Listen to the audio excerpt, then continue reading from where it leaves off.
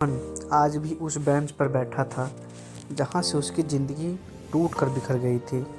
College का वही garden, वही शाम, बस साथ नहीं था। 4 साल का रिश्ता, हजारों वादे और अंत में सिर्फ एक लाइन, रोहन तुम कुछ भी नहीं बन पाओगे। ये सब रोहन के दिल में ऐसे धंस गए जैसे किसी ने सीधा चाकू मार दिया हो। रोहन और आशा की मुलाकात कॉलेज के पहले साल में हुई थी। रोहन एक मिडिल क्लास लड़का, पिता सरकारी स्कूल में शिक्षक, माँ होम वाइफ। शहर की हाई प्रोफाइल लड़की आशा, पापा बिजनेसमैन। जिंदगी आसान, फिर भी प्यार हो गया।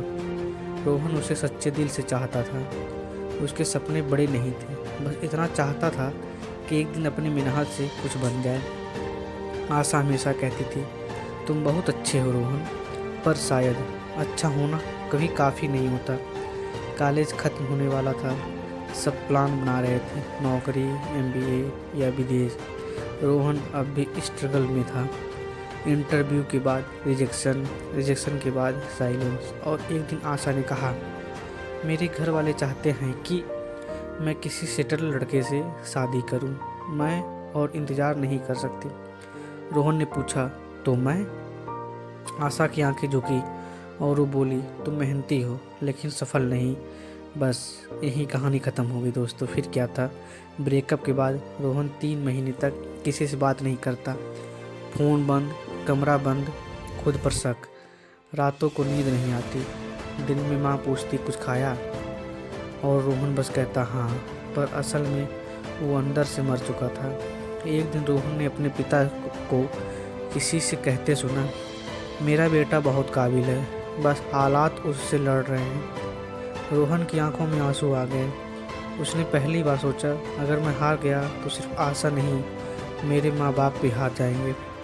उसी रात उसने डायरी में लिखा, आज से मैं अपने लिए नहीं, अपने नाम के लिए जीऊँगा। रोहन ने खुद को 2 साल दिए। सुबह 5 बजे उठना, 10 से 12 घंटे पढ़ाई, स्किल सीखना, ऑनलाइन कोर्सेज, फ्रीलांसिंग ट्राई करना।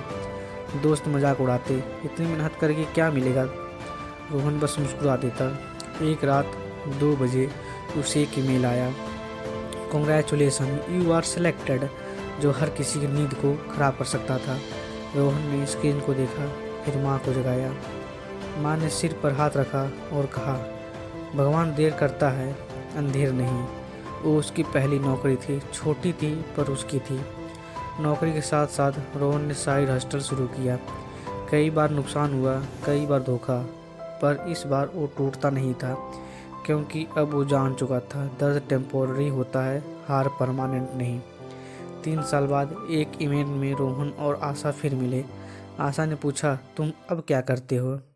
रोहन ने शांत स्वर में कहा, जो कभी नहीं कर पाऊंगा, ऐसा तुमने कहा था वही। आज रोहन के पास अपनी कंपनी, सम्मान, आत्मविश्वास। आशा खामोश थी। रोहन को सबसे ज़्यादा खुशी इस बात की नहीं थी कि वो सफल हो गया, बल्कि इस बात की थी कि उसने खुद को साबित नहीं किया, खुद को बनाया है। उसने मन ही मन कहा, अगर तुम नहीं छोड़ती तो शायद मैं इतना मजबूत नहीं बनता। कभी कभी जो लोग हमें छोड़ जाते हैं वो हमारी ज़िंदगी की सबसे बड़ी मोटिवेशन बन जाते हैं। ब्रेकअप अंत नहीं होता, वो शुरुआत होती है खुद से मिलने की। अगर आप लोगों को भी इससे कुछ सीखने को मिल रहा है तो हमें सब्सक्राइब कर लीजिए, ताकि अगली कहानी आपको जल्दी से जल्दी मिल सके। चलिए मिलते हैं नेक्स्ट वीडियो में।